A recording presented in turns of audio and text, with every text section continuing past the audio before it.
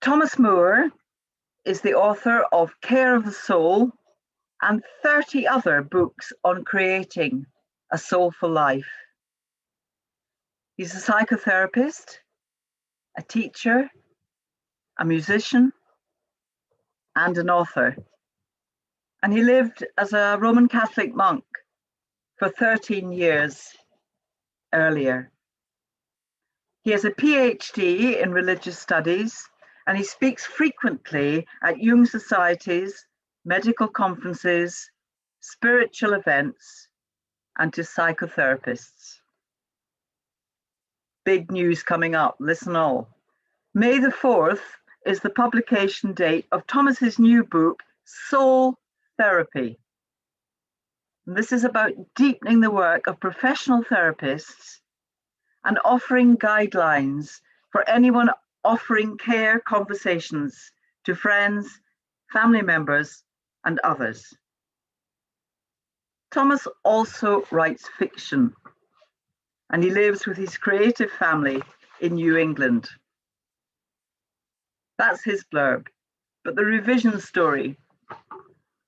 Thomas has been patron of revision for the last 15 years. This means that he's a vital author on our training reading lists, but more than that. He incarnates, he fleshes out, he arrives and visits us regularly for community days or teaching events. And many of us attended the important online community evening last autumn when Thomas spoke on liminality and opportunity for magic. Thomas responded with enthusiasm to our invitation to return to his UK clan for the winter conference. In his recent email, he said to me, "I'm looking forward to being with you all at Revision again.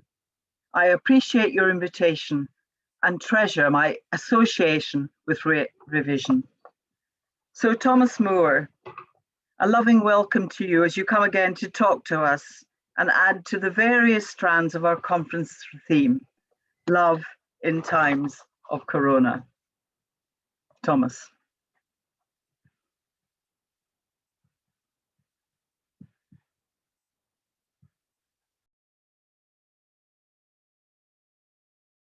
You need to unmute.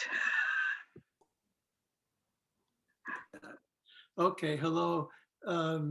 Thank you very much, Mary, for the invitation to be here, and to Nikki for your help. And I want to just say hello, a warm hello to everyone who's here today. It's such a great pleasure for me to be with you. I understand that you have just, you have gone your own direction and followed your weird, as Joseph Campbell would say, follow your inner odd movements and directions and impulses to talk about topics of great importance to you.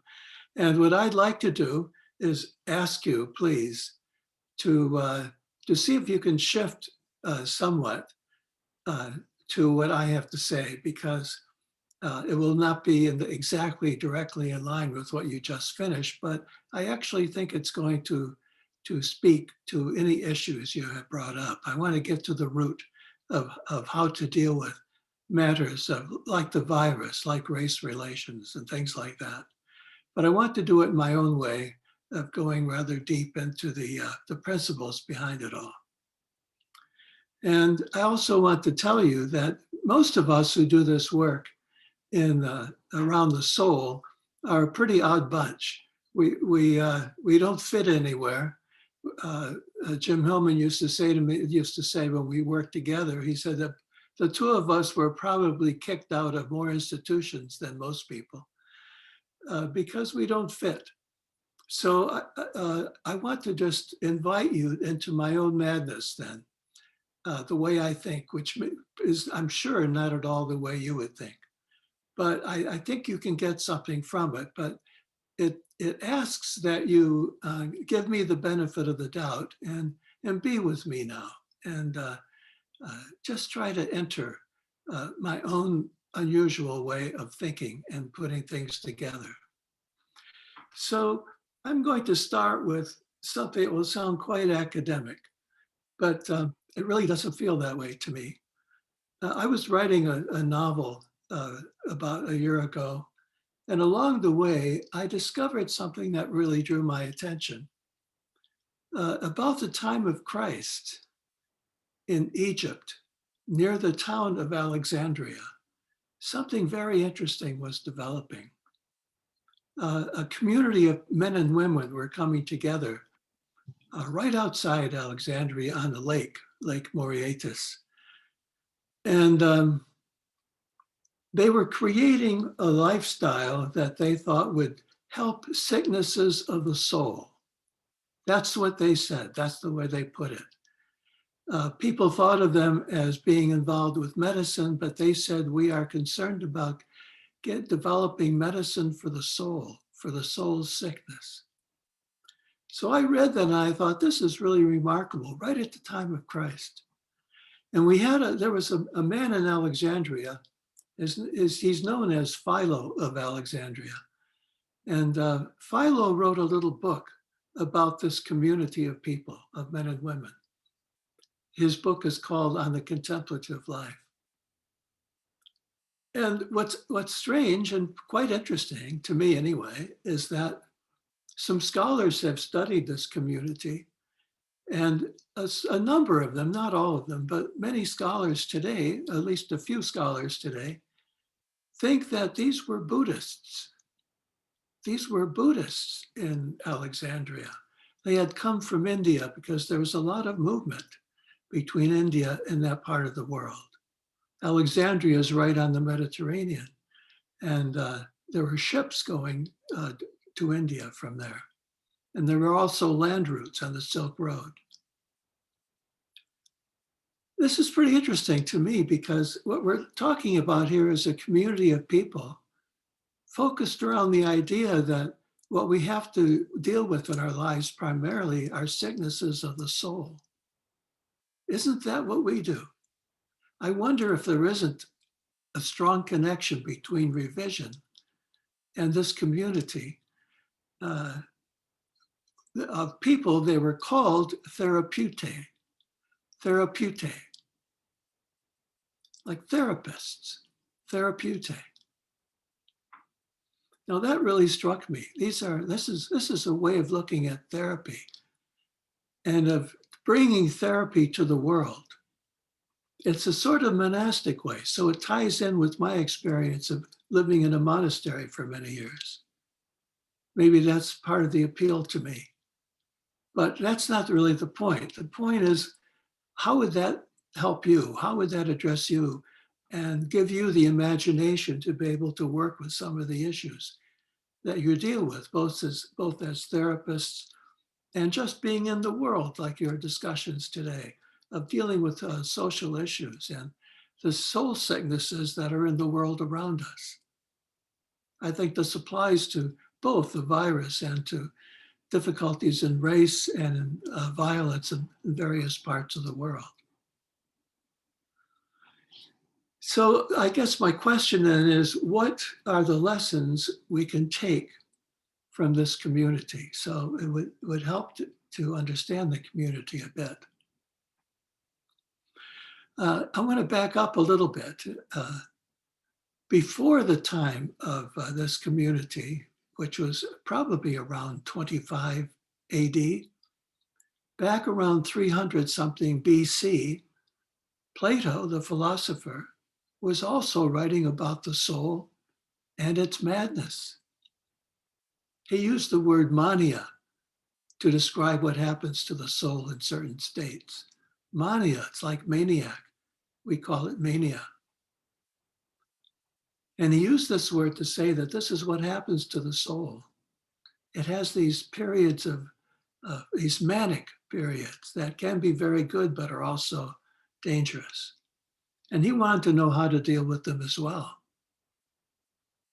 And when he talked about them, he used the word therapy. In Greek, therapeia. He uses this word.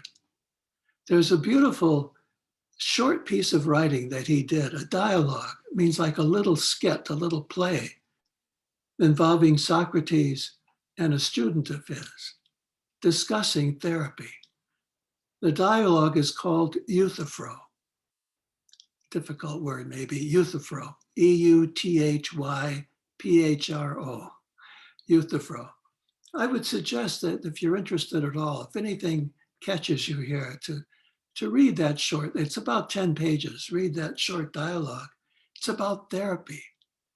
And one of the ideas that is presented in this short dialogue is the connection between emotional and psychological issues and issues of, I guess we'd call them theological or religious or spiritual.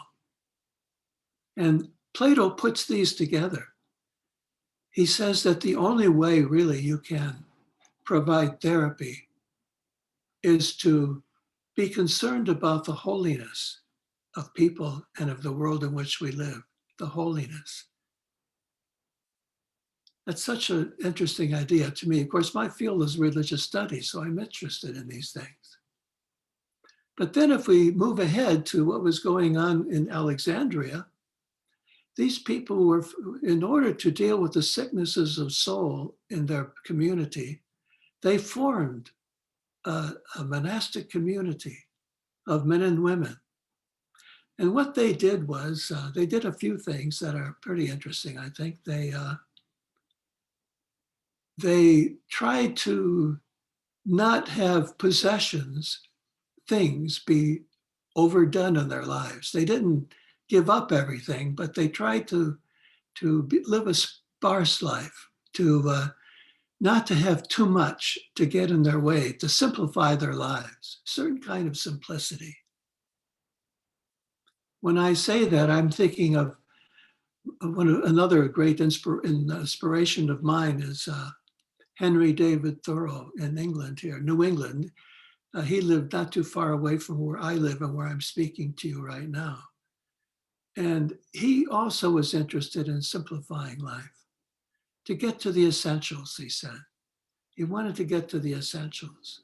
He had that same spirit of the therapeute in Alexandria. That was one of their ideas. Can we simplify life? I offer this as a suggestion for you. I think soul loves a lot of things. Soul loves the world, it loves a lot of things. But at the same time, maybe when you have a sickness of soul, it would help not to be too distracted and to find some way that is not in the least bit harmful, that doesn't wound your soul and your desire to have a rich life, but simplifies at the same time. I think that Thoreau did that. He did not live a life of pain. He lived a life of great pleasure. Most people who have tried to pursue the soul and be therapists have been Epicureans. That means they like pleasure. They want deep pleasures, not superficial pleasures, but the deep pleasures of life. For Thoreau, it would mean being in a canoe and going down a river. He liked that. He didn't like going to the cities too much.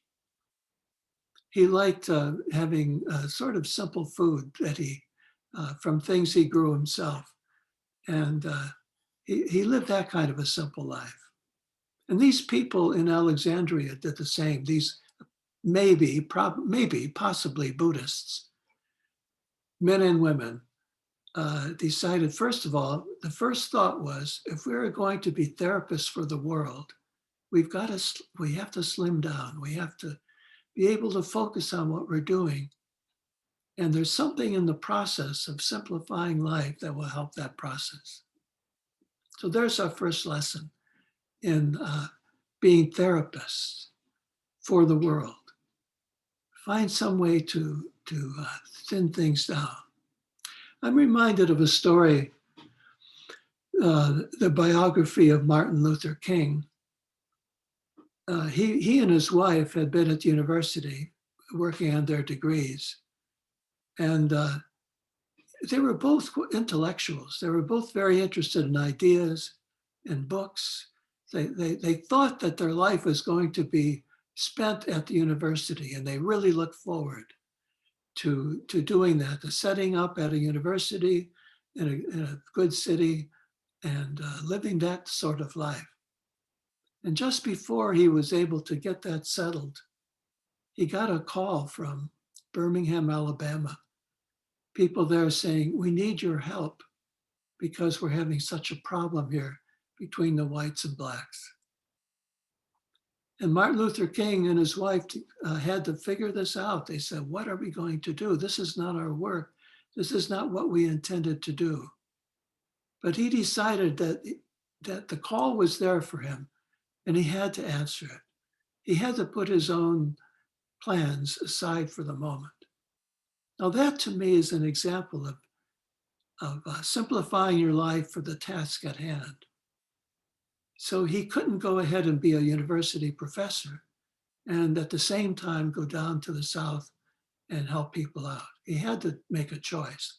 And he chose to go with the calling, what he heard, the calling for his own life. And of course, when he answered that call, that's how he became Martin Luther King.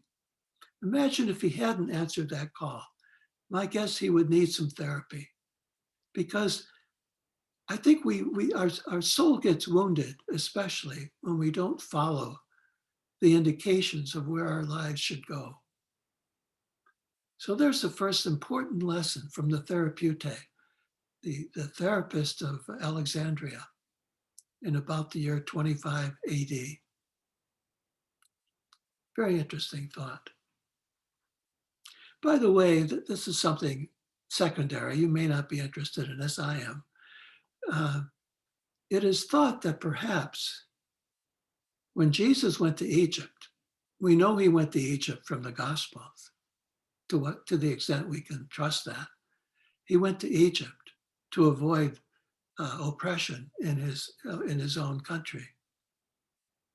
And many real scholars today think that perhaps he joined this community of Therapeute, that he studied under the Buddhist teachers.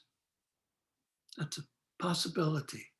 And there are many really interesting essays now by genuine scholars making their case. I think the evidence is slim, but they're making their case very strongly that Jesus probably studied under these Buddhists. Because for one thing, they show all the parallels between the teachings of the Therapeute and Jesus. For my own part, I've translated the Gospels from Greek myself, 4 volumes, and I've written a book on Jesus called Writing in the Sand. So I'm very interested in this. I'm not a Christian. I'm not part of any religion. I'm not a member. That's not where I'm coming from.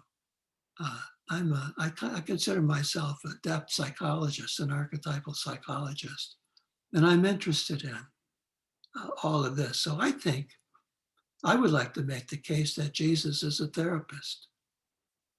And what was going on there was this interesting Platonic blend of psychotherapy and spiritual guidance, or holiness and health, holiness and imaginal health, the health of the psyche.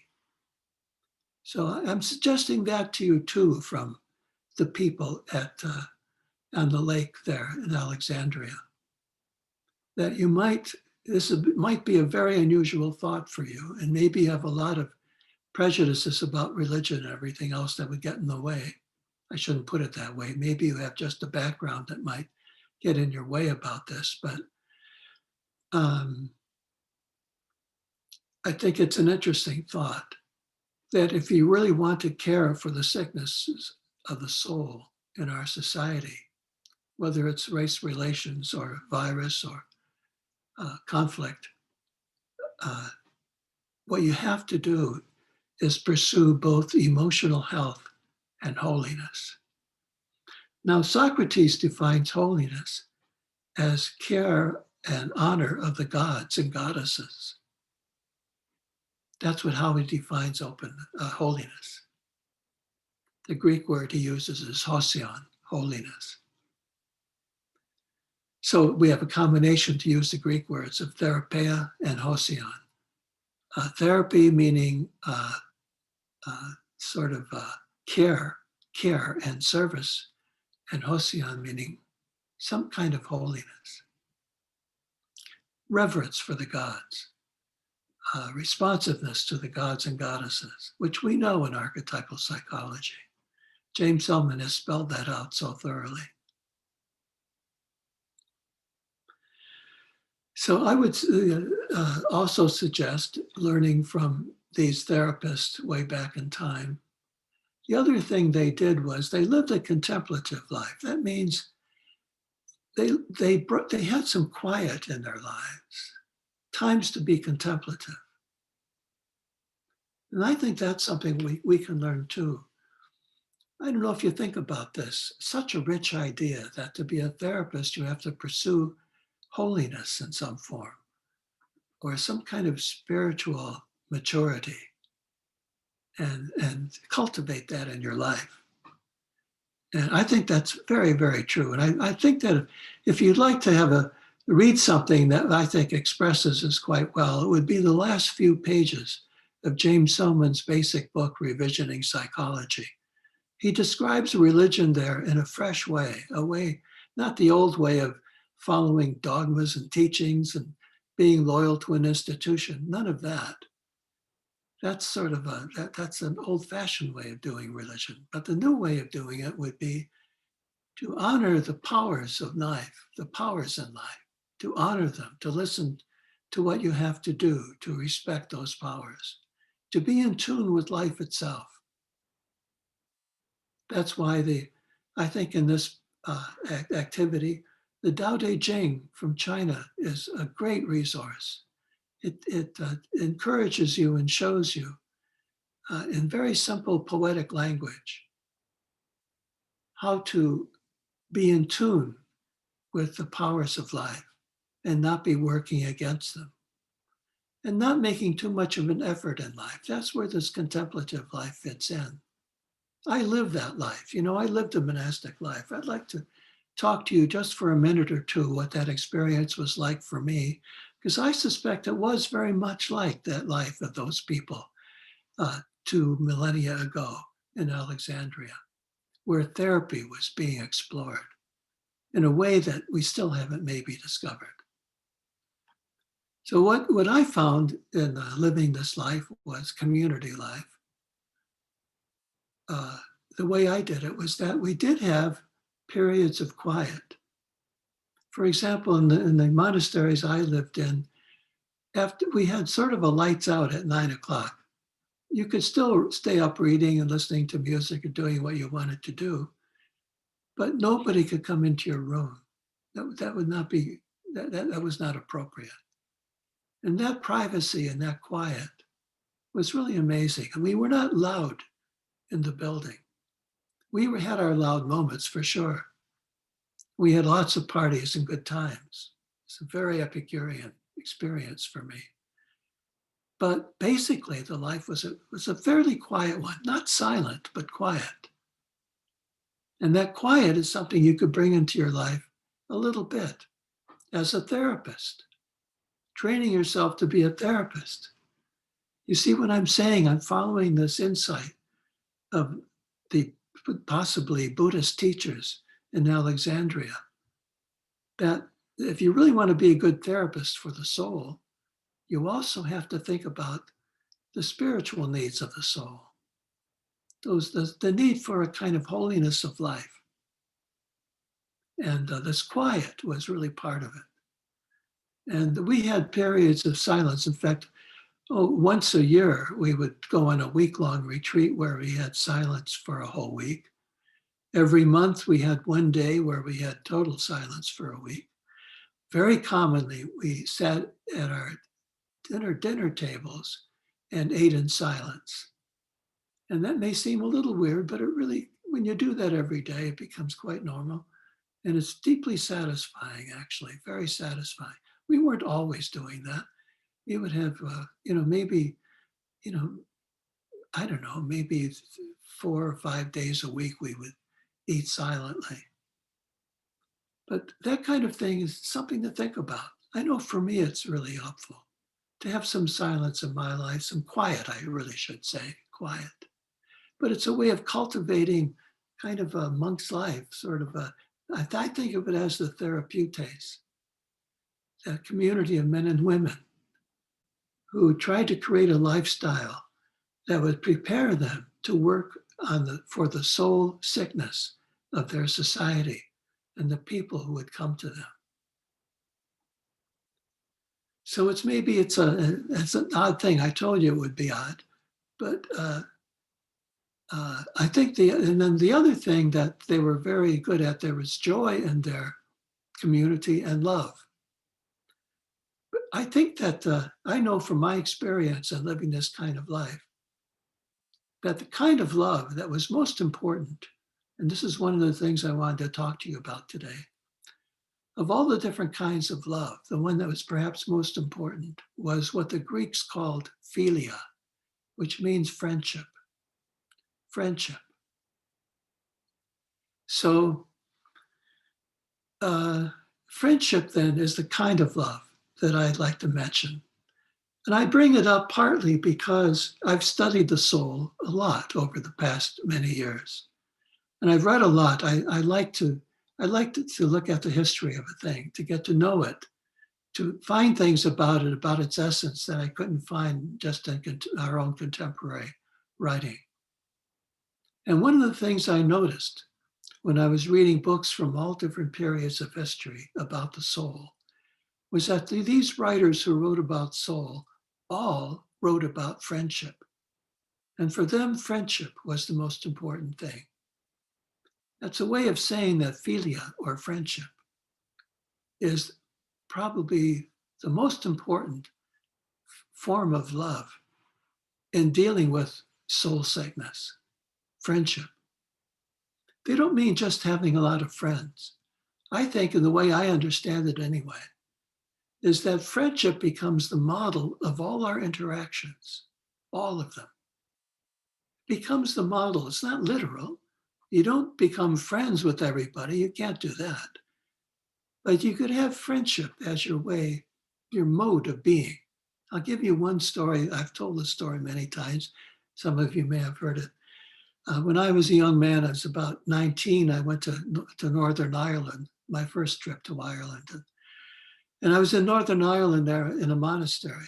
And when I first got there, I had this idea I'd like to go home. I was only going to be there 2 years, to come home with a piece of art made by an artist in Ireland. So, a kind of innocent 19-year-old, I wrote to the National Gallery of Art in Dublin. I wrote to their public relations department and asked if I could get some help in finding an artist who might, give a monk a piece of art that they had made. I didn't have any money, vow of poverty. So I got a note back from the director of the gallery, who was a very distinguished poet, and his position as director of the gallery meant a great deal in Ireland. He was a very distinguished man, and his name was Thomas McGreevy. At that moment, he happened to be a very close friend of Samuel Beckett. And anyway, he invited me. He said to me in this letter, instead of saying, okay, here are a couple of names to try, he wrote a short note to me and said, come and see me. And we immediately became friends.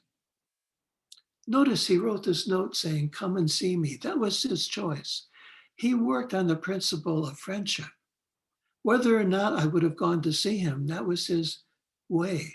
That's what he did. Imagine doing that. Imagine when you're tempted to just be one of these functionaries who does what everyone else does and go the usual channels, and instead offer yourself. He's not saying, be my literal friend. He's saying, come see me. It's a friendly gesture. And friendliness is part of friendship. It's like the beginning of friendship. So it's that kind of love that appreciates people, that is willing to open yourself up and take a risk with somebody, and is also willing not to be like a machine in dealing with people, not to hide behind all the protocols and all of the formal ways in which you could relate, but instead pass by all that formality and say, come and see me. That's what I'm talking about here. Philia. It's a kind of love. There are other kinds of love, like eros, which I'm sure many of you have studied quite a bit. Or there is also agape, a word used in the Gospels many, many times. Eros is not used in the Gospels, agape. But this is a different word altogether, philia, love, of friendship, befriending. Friend of mine, maybe you know him, Satish Kumar, who lives in Devon and has created a school there in Devon, where he lives, and also a beautiful, wonderful Schumacher College in Dartington and Devon. Satish wrote a little book. It's called The Buddha and the Terrorist. The Buddha and the Terrorist. And it's a story. It's a story about this monster who comes to a village and threatens the village. And the Buddha decides he wants to try to see if he can deal with this threat. Notice how close that is to our concerns today. So what the Buddha does is befriend the monster. He befriends it. And that's he talks about the power of friendship, the power of friendship, the power of that kind of love. As a therapist, I feel this too. I know that you're not supposed to become a friend of your client with your clients. That makes sense to me. And I know that clients often want you to be their friend, not their therapist. That happens all the time. And I don't do that. I don't become literal friends. But I do feel philia. I feel that love, that friendship style of love in my relationship to my clients. I feel it's very strong. I don't get confused, not usually anyway. Now, later, maybe as the relationship develops over many years, maybe we do become actual friends. But from the very beginning, the quality of the love that is there is more friendship, philia, than some other thing, like being a good professional and thinking that you have a good technique, and you want your client to see you as this very skillful professional. I'd rather have my clients see me as someone that they could befriend without actually being literal friends, but to be in this relationship where they enjoy the companionship and the spirit between you, that all those qualities of friendship. So that's the kind of love I recommend to you in these times. It's a little more, it's more stable. It's not so excitable. It doesn't lock in as much to the complexes that we carry around with us all the time.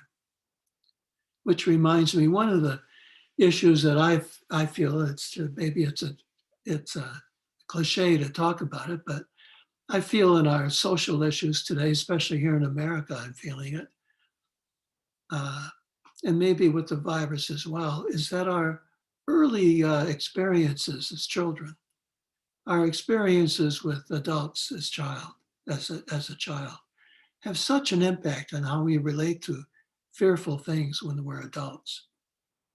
So it would be great to be able to befriend someone who has some strength, who has some awareness, who has developed his life, who has a vision.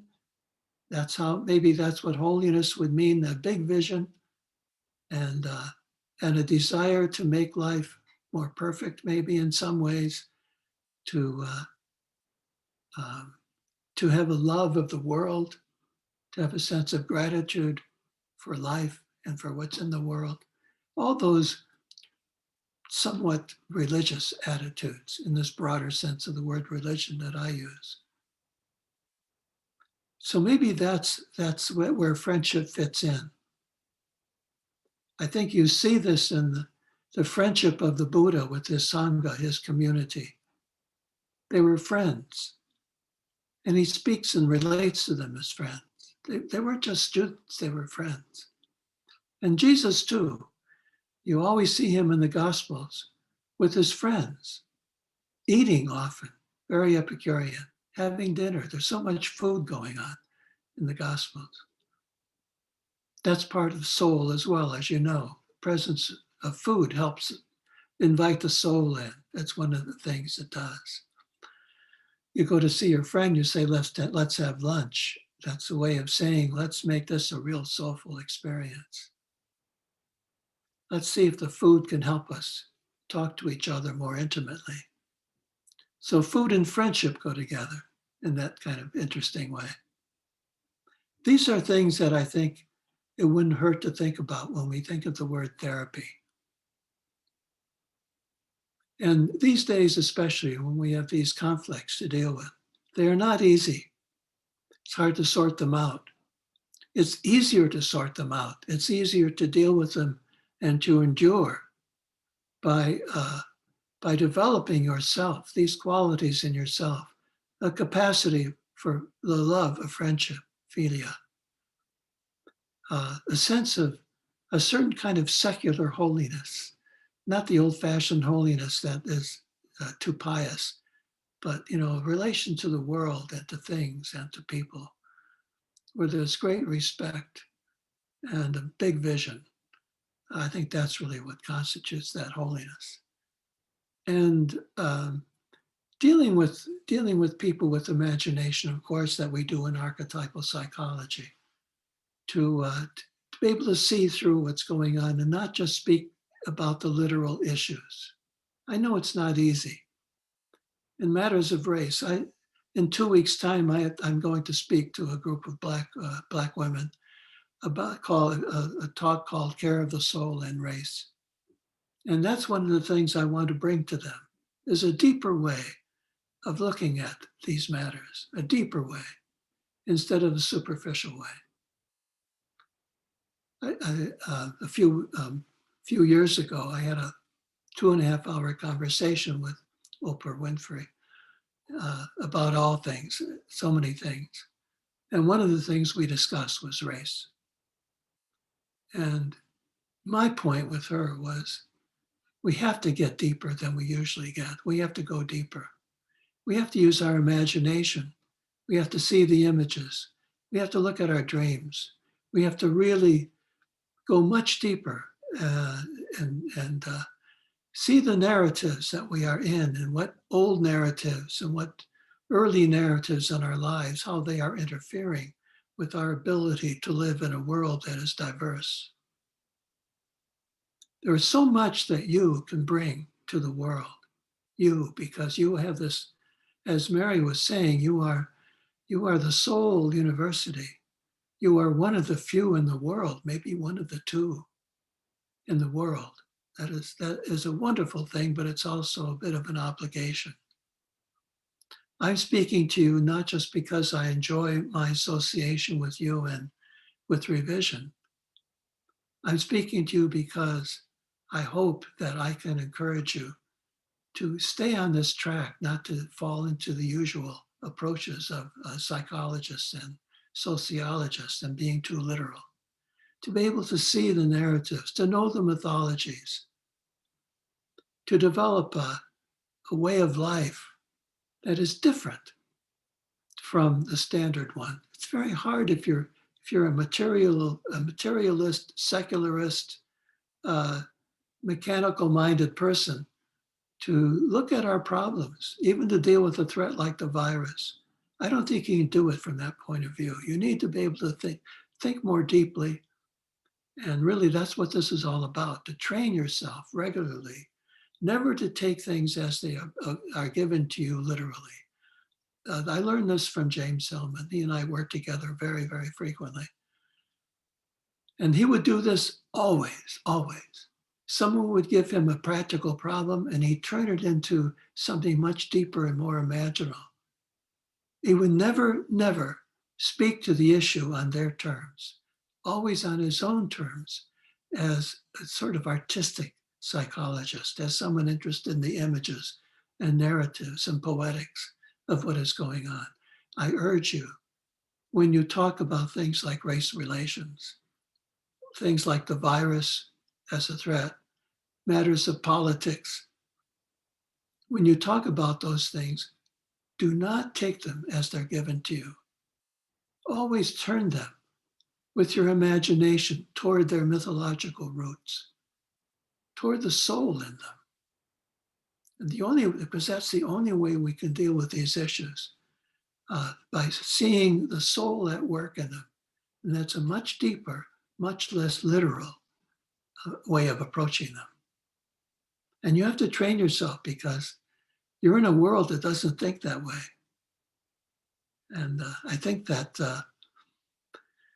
with this good training you're getting at revision, and if I can keep coming and urging you on, and other people come and urge you to stay with this approach. It's so easy to slip back into literalism and kind of a practical, pragmatic way of dealing with issues. Don't do it because everyone else is doing that and it's not really getting anywhere. What we do using our imagination and having a taste for dream and myth and poetics is so rare and so valuable. And just think, as Mary said, if there are just two places in the world people can learn this approach, how important what you're doing is, how important. So I'm just here to encourage you and give you a little jolt. And I hope that these odd thoughts I have to give you today about Alexandria and the Silk Road and Buddhists in Egypt and Jesus studying in Egypt, all these things, I hope that they might enter your imagination and keep you focused on this approach to things. So, Mary, that's really what I have to say. Or Nikki, if you would like to ask some questions, I'm ready. Okay, thank you very much. That was very rich, and interestingly, there aren't that many questions in the chat, although they may start to come in this part. And I think there's something about the territory that you've opened up that creates something more wordless, in which it's more difficult to formulate the logos of thought. But there's one or two valiant people who've tried, so we'll start with some of the questions that they've got here. Sophia has said something about the central place the Sufis give to friendship, even calling their beloved the friend, and wondering if you could say a bit more about that relationship, the nature of our relationship with our maker in this regard, in the context of therapy, perhaps the work that we do. That strikes my memory. I'll have to go back and remember that better. I love the Sufi teachings, and the great stories and dance and so on. Yes, I think it's also in Islam generally, the idea of the friend is very strong. And it's interesting, isn't it, to look at the very core of life and existence, what people may call God, but I don't use that word very much, because as soon as you use it, you kind of lose what you're talking about. But at any way, to call this reality a friend makes so much sense to me, because it's like, I wanted to say this, I didn't bring it up, that also befriending things and befriending the world, befriending life, that's all part of that whole picture of philia, of friendship. And so I love that idea, and I will study it myself so I can say something intelligent next time someone brings that up. But I love it very much, because that's very, very much in the spirit of what I'm trying to say. We can be in the world through philia, through friendship. You have to think about that. You have to meditate on this a bit, because it's not immediately obvious. How can you be a friend in the world? How can that be your primary mode of operating? How can that be your essential way of facing the world through friendship? It's a wonderful way, I think, and I'm encouraged, and I feel strong saying this because of this tradition of friendship in the history of soul. And if you just begin reading about soul, you'll run up against it because so many people have written about friendship in this big, fundamental way. So I'm very happy to hear that it's in Sufism. It sounds great to me. There was another question about this concept of simplicity, and I've just put something together in what you've just spoken about befriending the world. And somehow it feels like there's a contrast there with consumerism and materialism. It feels like what you're speaking Yes, I to think it is. almost would be an antidote to that. I think it's an antidote to materialism and consumerism. That's what it is.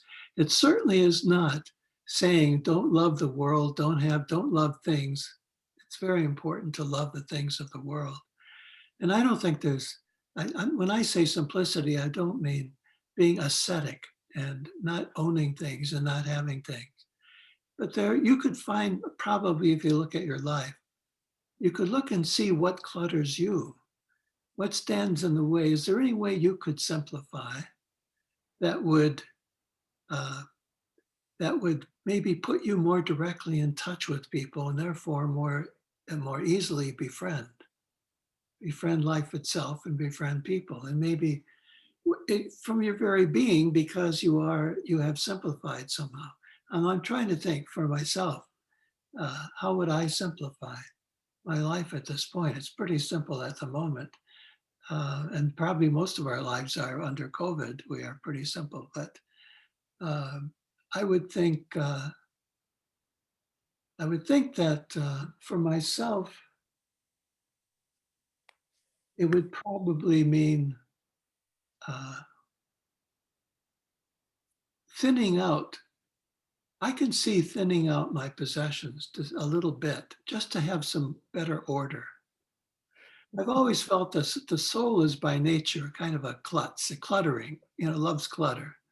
The spirit loves order and everything clear and everything in its place. On the other hand, I think the soul benefits from some spirit moves at times, and so simplifying could be this little breeze of the spirit to suggest that there are ways in which you could pare down your life just a little bit, maybe not in the obvious ways. I could probably read a little less. There are some less obvious ways to do it, and some people do it by eating a little bit less. Although I think eating is so important, I would be very careful with that. But there is a way to simplify that we learn from the therapeutists, I think, if we want to be good therapists. That, we have to always work on ourselves. I think we have to be unusual people. We have to cultivate our oddity, our eccentricity, so that our individuality is right there in the forefront. And that's what I'm really talking about. Thank you. There's several questions kind of around the theme of this, how we maintain the connection of friendship, the quality of connection that you're speaking to in this current time when our relationships are so conducted with a screen between us. I thought a lot about that before bringing this up today. It's a difficult time to do it, but it's not impossible. It's not at all impossible. I find that I'm not in touch with my friends quite as much as I was before, partly because I'm doing so many things now. I didn't expect to be working so much, and that does interfere a little bit. So what you do then, I think, has to be special. So what I do, it's a very simple thing. I'm a writer. So what I do is, if I'm going to write to a friend, I make sure that what I write is worth reading. I mean, instead of just dashing off a note that's sloppy and just getting information down, I will sit down and compose a letter as an email to a friend. And that is one simple little way that the friendship, that I've noticed the friendships improve. I think that people appreciate that they see the time I put into it and the effort and the care So I think that's one way you could do it. You could also realize when this is time, if you have a little extra time, to remember people. That's another thing I do. I try to make a list of the people I haven't been in touch with in a long time. Sometimes I haven't talked to in years. I'm using this time to restore those friendships because I'm dedicated to this idea of the friend and this kind of love. And so that's one of the ways I do it. Those are two examples of things we might be able to do. Thank you. I noticed there's quite a few answers to some of the questions that the community's posing. They're offering answers themselves. So there's a bit of a sort of parallel dialogue happening in the chat box. But there's a couple of questions, one specifically around therapy that I think Spiros posted, that given that Eros is such a central figure in the model of therapy, the idea of the Psyche and the story of Psyche and Eros, and certainly in the work at Revision, is like, where is the erotic call in the work? How do Eros and Philia sit alongside, dance with each other, engage in the therapeutic space? And could you say a little bit about distinguishing between the two, perhaps? Yeah, that's an excellent question. Very, very good. And not easy to answer, but that's all right. That's the way they should be. So I would say that I would think that friendship you want in every relationship, in every connection, even if you have an erotic connection with somebody. So that eros is maybe what you would consider to be the primary form of love. Friendship can add a dimension that really enriches the relationship. It's not eros. It's like when people say who are married or who are partners, they say the most important thing is that we are friends, or that yes, we're married, but we're also friends. You've heard that from people. Maybe you've said that yourself, and I feel that about my family, that we are friends. There's a friendship level there that it goes along with the other kinds of love, familial love or erotic love. They can be present, but the friendship is different, so different. It's not that passionate thing.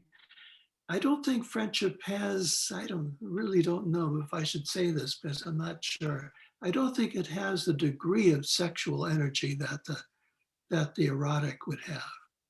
It doesn't mean to say you can't have a real sexual friendship. I think you can, but probably generally it's not essential. And so that can give a base that doesn't bring up all of the complexes. Once you bring in sex, you have a lot of complexes that suddenly arise. And just the nature of the thing. So I think the friendship gives a certain stability, and it can give stability to the erotic relationship. So I would recommend cultivating both the friendship and the erotic connection. And don't try to make them fit together. You don't need to do that because the psyche is polytheistic. The psyche is many-centered. There are many things going on in the psyche that don't need to be reconciled or fit together or understood. All they need to do is you have to be able to do two things at once. This is one of the great secrets of the psyche. Do several things at once, and don't try to figure it out and get it right and try to mechanically try to figure out how one thing can fit into the other. Hold both. Have a large container within yourself to be able to hold several things going on that may even be paradoxical and oppositional, and still be big enough to be able to hold them so that they can play out at the same time in you. But you don't have to use your mind to try to figure out how they might dovetail or work together. Let them figure that out for themselves. Thank you. I think some of what you've just said may actually relate to this next question, which also felt important to ask. When you were speaking about not holding things in a literal frame, which we're kind of familiar with, and taking the conversation deeper and returning things to their mythological origins, that there is a conflict there between the importance of also recognizing the reality of people's lives and the experiences, areas of oppression. And the question that got posed, I'm sorry, it's saying my internet connection's unstable. I hope you can still hear me. The question that got posed is there a risk of a spiritual bypass of what is painful in taking the question deeper? And who gets to decide the level at which a conversation takes place? Those are also very good questions. Yes, I think that going deeper, I think the question is, by doing that, are you avoiding the existential pain and confusion and what a person is actually going through? Does it make it too abstract or too psychological, things like that? Yes, I think that it's very possible, for example, to psychologize things too much. And when you do that, you lose touch with the flesh and blood experience of what is happening. It's funny, I've never, though, I've been a therapist for 40 years. I've always related, every single hour of therapy I do with dreams. And I've never, ever felt that that dream work was a defense against the actual lived experience. Just the opposite. I felt that we have moved deeper into the actual experience of what's going on. And through that vision that comes from seeing, maybe it's not so much deeper as penetrating. You penetrate the experience. So you don't lose the experience of what's going on.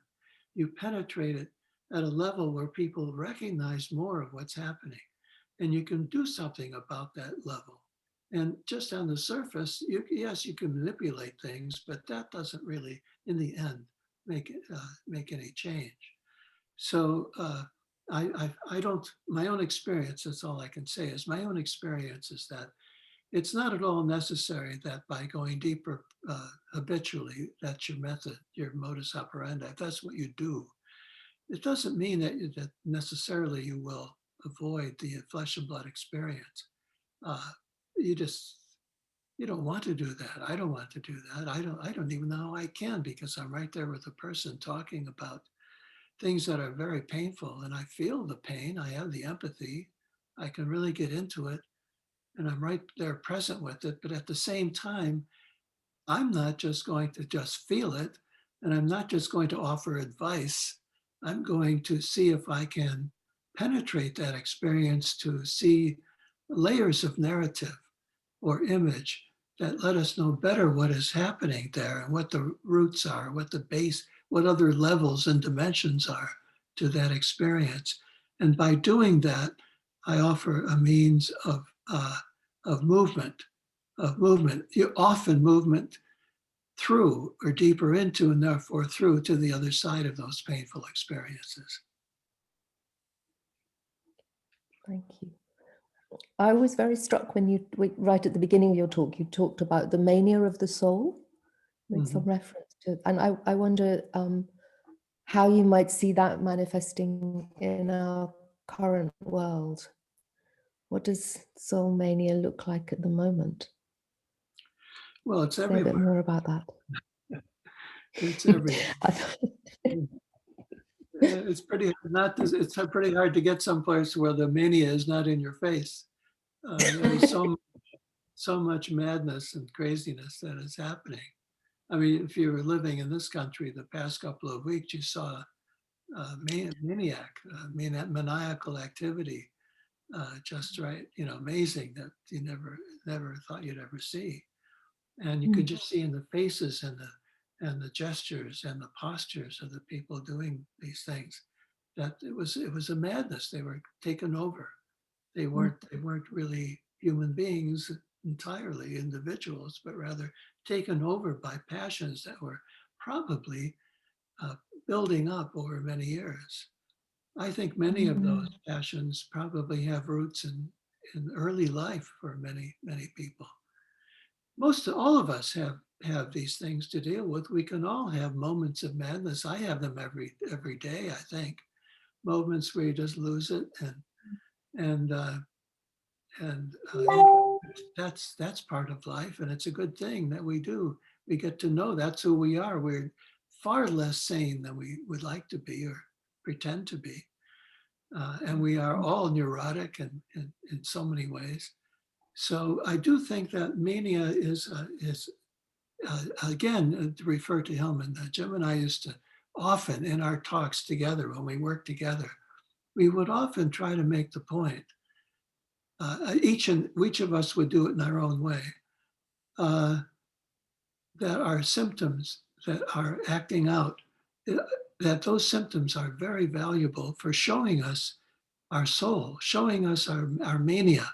The mania, the maniacal things we do, show us who we are, the raw material that is there for us to work at and make something better with. And so we're not just acting out all over the place, usually destructively. Isn't there some way to bring all that in so that it makes ourselves more richer and more varied, and constantly then adding to who we are. I mean, adding that material to ourselves. It starts out as madness and complexes and strange behavior, but it ends up as a richer personality, a richer self, richer person. Once that gets, so through some sort of alchemy, becomes more part of us.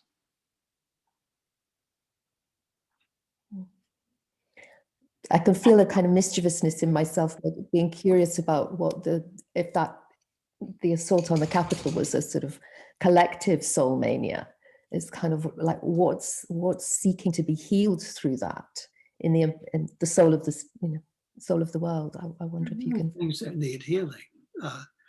We have created a society of people of wealth, just getting more wealth, and the other people suffering and struggling so much just to get along. That creates a madness. That creates madness. I know for myself where I identify with it most is as a father. I just so identify so much with people who are struggling so much for their children. And they often say this, people who are acting out a bit. They say, they think about their kids, they want things for their children. I know that. I'd rather, I'm more concerned and more upset that I couldn't take care of my children than take care of myself. You want that for your kids. So I think that we create a society where the madness just bursts out because we are not able to contain our desires and our passions. Desire is a very big thing. Desire is really at the root of so much of it. And when people don't let us have our desire, maybe to live the life we want. I'll tell you another thing that I meant to bring up today. I feel it so strongly, is that I don't think we have any idea how much our oppression of women has hurt our humanity, our global society. How much, how deeply we have been wounded by our using women as a way of not facing our own issues. And so I think that's another example that right now there's a lot of anger between men and women. And it comes out, like for myself, it's just about impossible for me to give a talk on gender anymore. I'd like to, but I can't. The anger is too strong. The complexes are too strong. And you can't have a conversation really. And I understand that because the oppression has been overwhelming. When I look at my clients, the women that I've worked with over the years, I'd say 90% have been sexually abused, That's crazy. There's no need for that. And think of all the repercussions of that kind of thing. What kind of a society is it?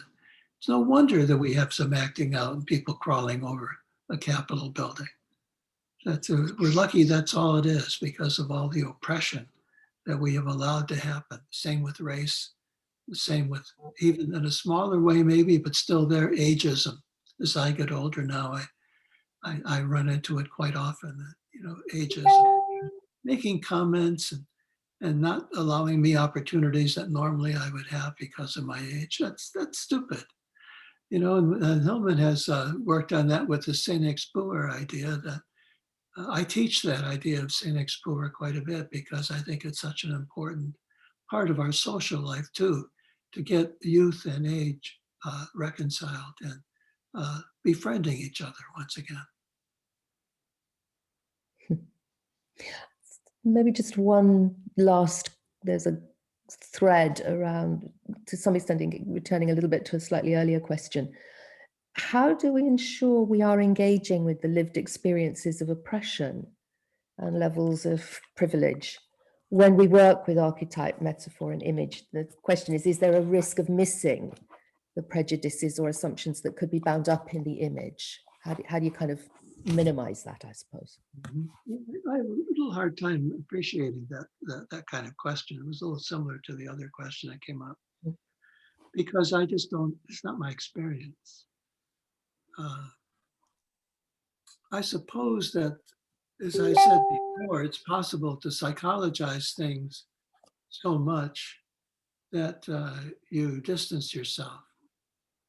You know, one of the problems that is going on in psychotherapy is that we have, and I know revision has to deal with this issue all the time, that we have professionalized psychotherapy so much that I think as we do this, as we create these hoops that people have to go through to become therapists, I understand that they are an attempt to try to create good therapists. I don't think they always work, but we're trying to find some way to get a good therapist somewhere.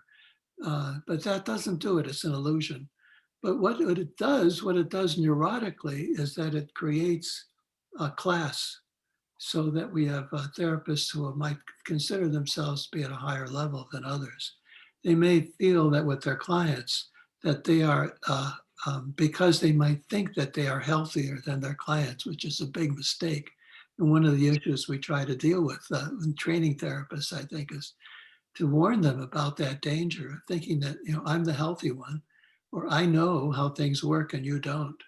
That kind of hierarchy can certainly create the kind of condition that this question poses. And so we have to reflect as much as we can on that issue for ourselves, or better, we need somebody, either a friend or a supervisor or someone who is willing to call us out when they see us doing that kind of thing. If we are taking a superior position because of maybe our knowledge, that certainly can be part of it. You see it with medical doctors, you know, you see them often acting in an arrogant manner because they feel that they are somehow better than or above the poor slob of a patient who's sick or, you know, living an ordinary life. And I used to talk to doctors a lot, and I brought that subject up quite often. Because I think it's something that needs to be reflected. So it's very real. You have to get to the roots of it. And it is possible to, once you become aware of it, to not to engage in that so often. Thank you. Thank you very much. That was a completely fascinating conversation. I very much appreciated being able to have with you. I think we're running out of time, so I'm going to pass over to Mary now. It's going to come back in and move us towards the close of this. Yeah, our last bit. Thank you, Thomas. You've certainly taken us deeper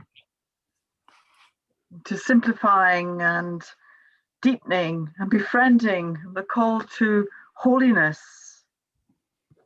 penetrating and finding a way through.